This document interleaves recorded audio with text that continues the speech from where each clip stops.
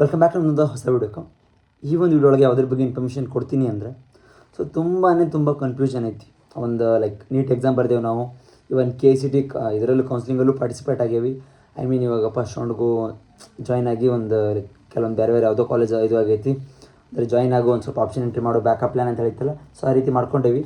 ಇವಾಗ ರಿಜಿಸ್ಟರ್ ಆಗಬೇಕು. ರಿಜಿಸ್ಟರ್ ಯಾರು ಆಗಬೇಕು, ಲಾಗಿನೇ ಆಗಕತ್ತಿಲ್ಲ ಅದು. ಸೊ ಅಲ್ಲಿ ಹೋದ್ರೆ ಲಾಗಿನ್ ತೊಗೊಳಕತ್ತಿಲ್ಲ, ಇನ್ವ್ಯಾಲಿಡ್ ಡೀಟೇಲ್ಸ್ ಅಂತ ಬರತೈತಿ, ಈ ರೀತಿಯಾದ ಪ್ರಾಬ್ಲಮ್ ಬರತೈತಿ. ನಮಗೆ ಹೆಂಗಂದ್ರೆ ಒಂಥರ ಫುಲ್ ಔಟ್ ಆಫ್ ಮೈಂಡ್ ಆಗತೈತಿ. ಸೊ ಅದಕ್ಕೆ ಸೊಲ್ಯೂಷನ್ ಏನು ಮಾಡಬೇಕು, ಇದು ಏನು ಅನ್ನೋದು ಆ್ಯಕ್ಚುಯಲ್ ಪ್ರೊಸೀಜರ್ ಏನದಿದು ಅಂತ ಹೇಳ್ತಾರೆ ತುಂಬ ವಿದ್ಯಾರ್ಥಿಗಳಿಗೆ ಒಂದು ಡೌಟ್ ಇತ್ತು. ಸೊ ಅದ್ರ ಬಗ್ಗೆ ಒಂದು ಸಂಪೂರ್ಣ ಮಾಹಿತಿ ಕೊಡ್ತೇನೆ ಅಂತ, ಯಾರು ರಿಜಿಸ್ಟರ್ ಆಗಬೇಕು, ಏನು ಮಾಡಬೇಕು ಅನ್ನೋದ್ರ ಬಗ್ಗೆ ಸಂಪೂರ್ಣವಾಗಿ ಒಂದು ವಿಡಿಯೋ ತಿಳಿಸ್ತೇನೆ ಅಂತ. ಸೊ ಇನ್ನೂರು ಚಾನಲಿಗೆ ಸಬ್ಸ್ಕ್ರೈಬ್ ಆಗಿಲ್ಲ, ಸಬ್ಸ್ಕ್ರೈಬ್ ಮಾಡ್ಕೊಳ್ರಿ. ಹಂಗೆ ನಿಮ್ಮ ಒಂದು ದೋಸ್ತ್ ಯಾರ್ಯಾರು ಇರ್ತಾರೆ ನೋಡೋ, ಅಂದ್ರೆ ನೀಟ್ ಬರೆದವರು, ರಿಜಿಸ್ಟರ್ ಆಗದೇ ಇರೋರು, ಅವರಿಗೂ ಸಹ ವಿಡಿಯೋನ ಶೇರ್ ಮಾಡಿರಿ. ಸೊ ಶೇರ್ ಮಾಡೋದ್ರಿಂದ ಅವರಿಗೂ ಮಾಹಿತಿ ಗೊತ್ತಾಕೈತಿ. ಸೊ ಅವರಿಗೂ ಗೊತ್ತಾಯಿತು ಅಂದರೆ ಸೊ ಅವರಿಗೂ ಒಂದು ಇನ್ಫಾರ್ಮೇಷನ್ ಸಿಗ್ತೈತಿ, ಅವರು ಮನಸ್ಸಿನಾಗಿರೋ ಕಳವಳವನ್ನು ದೂರ ಮಾಡ್ಕೋಬೇಕಾಕೈತಿ.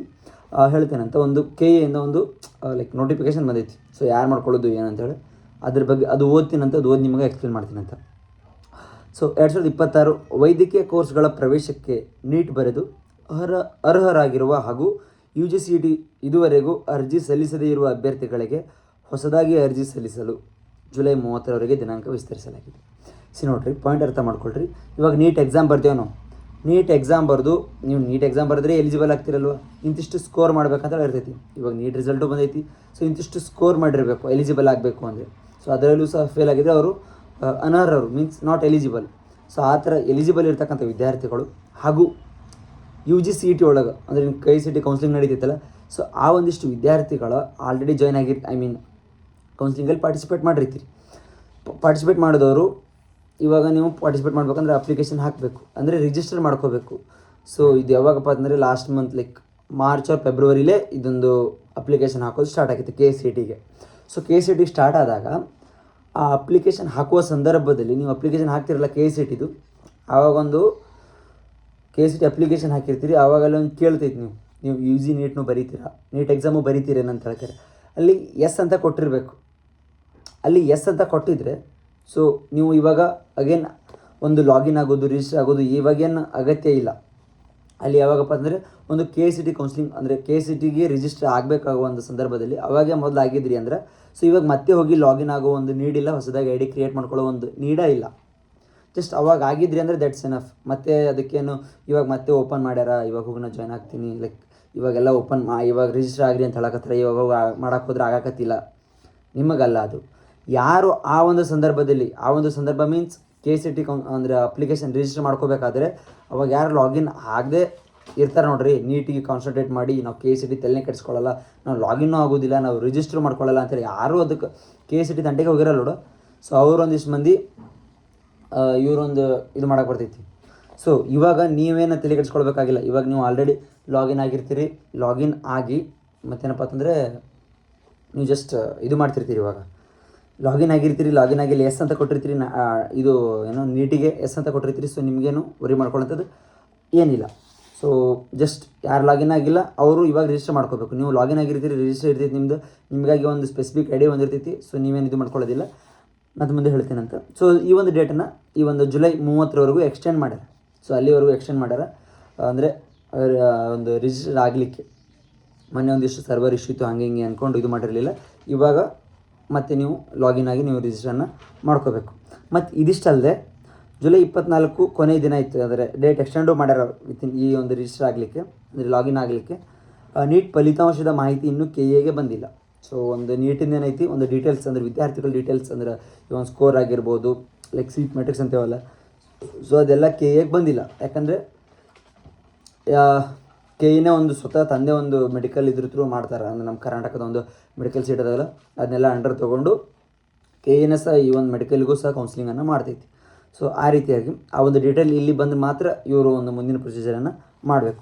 ಅದು ಬಂದ ನಂತರ ನೀಟ್ ರೋಲ್ ನಂಬರ್ ಜೋಡಣೆಗೆ ಅವಕಾಶ ನೀಡಲಾಗುವುದು. ಸೊ ನೀಟ್ ಒಳಗೆ ಒಂದು ರೋಲ್ ನಂಬರ್ ಇರ್ತೈತಿ. ಯಾಕಂದ್ರೆ ನೀಟ್ ಅಪ್ಲಿಕೇಶನು ಹಾಕಿರ್ತೀರಿ ನೀವು, ಅಂದರೆ ಎಕ್ಸಾಮಿಗೆ ಅಪ್ಲಿಕೇಶನ್ ಹಾಕಿರ್ತೀರಲ್ವ. ಸೊ ಅದು ಒಂದು ಅಪ್ಲಿಕೇಶನ್ ಬೇರೆ ಇರ್ತೈತಿ. ಇವಾಗ ಇದು KCTದು. ಸೊ ಎರಡನ್ನು ಮಿಕ್ಸ್ ಮಾಡ್ತಾರೆ, ಅಂದರೆ ಕೊಲ್ಯಾಬ್ ಮಾಡಬೇಕು. ಅದಕ್ಕೆ ಇನ್ನೂ ಸಹ ಅವರು ಪರ್ಮಿಷನ್ ಕೊಟ್ಟಿಲ್ಲ. ಇಲ್ಲಿ ಹೇಳ್ತಾರೆ ನೋಡ್ರಿ, ನೀಟ್ ಫಲಿತಾಂಶದ ಮಾಹಿತಿ ಅದು ಓಕೆ ಆಯಿತು. ನಂತರ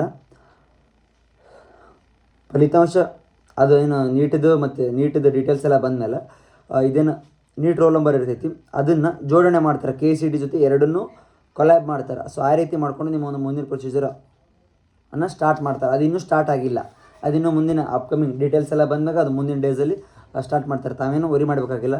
ನೀಟ್ ರೋಲ್ ನಂಬರ್ ದಾಖಲಿಸಿದ ನಂತರ ದಾಖಲೆಗಳ ಪರಿಶೀಲನೆ ಮಾಡಲಾಗುತ್ತದೆ. ಅಂದರೆ ಡಾಕ್ಯುಮೆಂಟ್ ವೆರಿಫಿಕೇಷನನ್ನು ಮಾಡ್ತಾರೆ. ನೀಟ್ ಇದು ಇವಾಗ ನೀಟಿನ ಪ್ರೊಸೀಜರ್ ಮುಗೀತು ಅಂದರೆ NEET roll number NEET roll number ಮತ್ತು KCET ಇದು ಎಲ್ಲ ಮುಂದಿನ ಒಂದು ಡೇಸಲ್ಲಿ ಏನು ಹೇಳ್ತಾರಲ್ಲ, ಸೊ ಅದೆಲ್ಲ ಆದಮೇಲೆ ಅಗೇನ್ ನಿಮ್ಮೊಂದು ಡಾಕ್ಯುಮೆಂಟ್ ವೆರಿಫಿಕೇಷನ್ ಇರ್ತೈತಿ.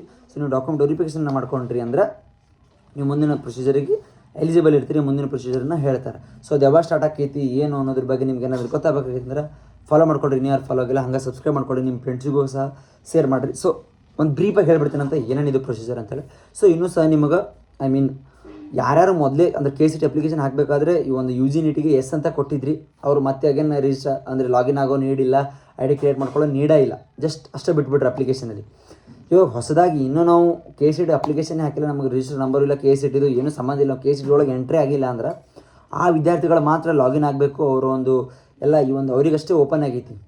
ಇವಾಗ ಮೊದಲೇ ಅಪ್ಲೈ ಮಾಡಿದವ್ರಿಗಂತೂ ಓಪನ್ ಆಗಿಲ್ಲ. ಇದು ಅರ್ಥ ಮಾಡ್ಕೊಳ್ರಿ, ಈ ಪಾಯಿಂಟ್ ಅರ್ಥ ಮಾಡ್ಕೊಳ್ರಿ. ಸೊ ಇನ್ನು ನೆಕ್ಸ್ಟ್ ಬಂದರೆ ಇನ್ನೂ ಸಹ KE ಕಡೆಯಿಂದ ಅಂದರೆ KEಗೆ ನೀಟ್ ಕಡೆಯಿಂದ ಒಂದು ಡೀಟೇಲ್ಸ್ ಎಲ್ಲ ಬಂದಿಲ್ಲ. ಸೊ ಅದು ಬಂದು ಈ ಒಂದು ಪ್ರೊಸೆಸ್ ಸ್ಟಾರ್ಟ್ ಮಾಡ್ಬೇಕಂದ್ರೆ ತುಂಬ ಲೇಟ್ ಆಗ್ತೈತಿ. ಲೇಟ್ ಅಂದ್ರೆ ಒಂದು ವೀಕ್ ಆರ್ 10 days ಬೇಕಷ್ಟೇ. ಸೊ ಅದು ಸಹ ಬಂದುಬಿಡ್ತೈತಿ. ಇದು ಡೇಟ್ ಒಂದು ಏನಪ್ಪ ಅಂದರೆ ಈ ಒಂದು ಇನ್ನು ಯಾರು ರಿಜಿಸ್ಟರ್ ಆಗಿಲ್ಲ, ರಿಜಿಸ್ಟರ್ ಆಗೋರಿಗೆ 30ನೇ ತಾರೀಕುವರೆಗೂ ಜುಲೈ 30ರವರೆಗೂ ಡೇಟನ್ನು ಎಕ್ಸ್ಟೆಂಡ್ ಮಾಡ್ಯಾರ. ಸೊ ಒಂದು ಡೇಟ್ ಎಕ್ಸ್ಟೆಂಡ್ ಆದಮೇಲೆ ಅಲ್ಲಿವರೆಗೂ ಈ ಒಂದು ಪ್ರೊಸೀಜರ್ ಮುಗಿತೈತಿ. ಸೊ ಈ ಒಂದು ಪ್ರೊಸೀಜರ್ ಮುಗಿದ್ಮೇಲೆ ಮುಂದೆ ಒಂದು ನೀಟ್ ಡೀಟೇಲ್ಸ್ ನೀಟ್ ಒಂದು ರೋಲ್ ನಂಬರ್ ಮತ್ತು KCET ರೋಲ್ ನಂಬರ್ ಅವೆರಡು ಕೊಲ್ಯಾಬ್ ಮಾಡ್ತಾರೆ, ಅಂದರೆ ಜೋಡಣೆ ಮಾಡ್ತಾರೆ. ಸೊ ಎರಡೂ ಜೋಡಣೆ ಮಾಡಿಕೊಂಡು ಮುಂದೊಂದು ನಿಮ್ಮ ಒಂದು ಪ್ರೊಸೀಜರ್ನ ಸ್ಟಾರ್ಟ್ ಮಾಡ್ತಾರೆ. ಅಂದರೆ ಕಂಬೈನ್ ಕೌನ್ಸಿಲಿಂಗ್ ಅಂತ ಏನಂತೇವಲ್ಲ, ಸೊ ಅದನ್ನು ಶುರು ಮಾಡ್ತಾರೆ. ಸೊ ಅದನ್ನು ಶುರು ಮಾಡಿದಾಗ ನಾವು ಅವರು ಮುಂದಿನ ಒಂದು ಪ್ರೊಸೀಜರನ್ನು ಲೈಕ್ ಒಂದು ಕೌನ್ಸಿಲಿಂಗನ್ನು ಸ್ಟಾರ್ಟ್ ಮಾಡ್ತಾರೆ. ಅದು ಬಂದಮೇಲೆ ಅಗೇನ್ ಮತ್ತೆ ಡಾಕ್ಯುಮೆಂಟ್ ವೆರಿಫಿಕೇಷನ್ ಇರ್ತೈತಿ. ಸೊ ಡಾಕ್ಯುಮೆಂಟ್ ವೆರಿಫಿಕೇಷನ್ ಮೀನ್ಸ್ ನಿಮ್ದು ಏನಾದರೂ ಲೈಕ್ ಇವಾಗ ನಮ್ದು ಇವಾಗ ಒಂದು ಸ್ಪೋರ್ಟ್ಸ್ ಕೋಟ ಐತಿ, ನನಗೆ PWD ಅಂದರೆ ಏನೋ ಫಿಸಿಕಲಿ ಹ್ಯಾಂಡಿಕ್ಯಾಪ್ಟ್ ಅದೇನ, ಮತ್ತು ನಂದು ಏನಂತ ಹೇಳ್ತಾರೆ ಹೈದ್ರಾಬಾದ್ ಕರ್ನಾಟಕ ಐತಿ, ರೂರಲ್ ಐತಿ, ಕನ್ನಡ ಮೀಡಿಯಮ್ ಐತಿ, ಅದು ಇದು ರಿಸರ್ವೇಷನ್ಗಳದಾವೆ, ನಂದು ಮೈನಾರಿಟಿ ಲಿಂಗಾಸ್ಟಿಕ್ ಅದು ಇದು ಏನೇನೋ ಐತಿ, ನಾವು ವೆರಿಫಿಕೇಷನ್ ಮಾಡಿಸ್ಬೇಕು ಅನ್ನೋ ವಿದ್ಯಾರ್ಥಿಗಳು ಅವಾಗ ಮತ್ತೆ ಅವ್ರದ್ದೆಲ್ಲ ವೆರಿಫಿಕೇಷನ್ ಎಲ್ಲ ಇರ್ತೈತಿ. ಸೊ ವೆರಿಫೈ ಮಾಡಿಕೊಂಡು ತಮ್ಮ ಒಂದು ಮುಂದಿನ ಪ್ರೊಸೀಜರನ್ನು ಸ್ಟಾರ್ಟ್ ಮಾಡ್ತಾರೆ. ಇದೇನು ಜಾಸ್ತಿ ಏನೂ ಇದಿಲ್ಲ, ಈಸಿ ಐತಿ. ಇದು ತಲೆ ಕೆಡಿಸ್ಕೊಬೇಡ್ರಿ. ಏನಾದರೂ ಡೌಟ್ ಇದ್ದರೆ ಮತ್ತೆ ನೀವು ನನಗೆ ಕಮೆಂಟ್ ಹಾಕಿ ಕೇಳ್ಬೋದು. ಇಲ್ಲ ಸರ್ ನನಗೆ ಇನ್ನೂ ಡೀಪಾಗಿ ಹೇಳಬೇಕು ಅಂದರೆ ಲೈಕ್ ಇನ್ಸ್ಟಾಗ್ರಾಮಲ್ಲಿ ID ಮೆನ್ಷನ್ ಮಾಡಿರ್ತೀನಿ. ಸೊ ಅದಕ್ಕೆ ಫಾಲೋ ಆಗಿ ಒಂದು ಮೆಸೇಜ್ ಹಾಕಿರಿ, ನಿಮ್ಗೆ ಅಗೇನ್ ಹೇಳ್ತೇನಂತ. ಸೊ ಐ ಹೋಪ್ ಎಲ್ರಿಗೂ ಅರ್ಥ ಆಗೈತೆ ಅನ್ಕೋತೀನಿ. ಇನ್ನೂ ಯಾರು ಸಬ್ಸ್ಕ್ರೈಬ್ ಆಗಿಲ್ಲ ಸಬ್ಸ್ಕ್ರೈಬ್ ಮಾಡ್ಕೊಂಡು ನಿಮ್ಮ ದೋಸ್ತರಿಗೆ ಶೇರ್ ಮಾಡೋದು ಮರೆಯೋಕೆ ಹೋಗ್ಬೇಡ್ರಿ. ಇದಾಗಿತ್ತು ಇವತ್ತು ನೋಡಿ, ಮತ್ತೆ ನೆಕ್ಸ್ಟ್ ವಿಡಿಯೋಲಿ ಬರ್ತೀನಿ ಅಂತ. ಓಕೆ ಟಾಟಾ ಬಾಯ್.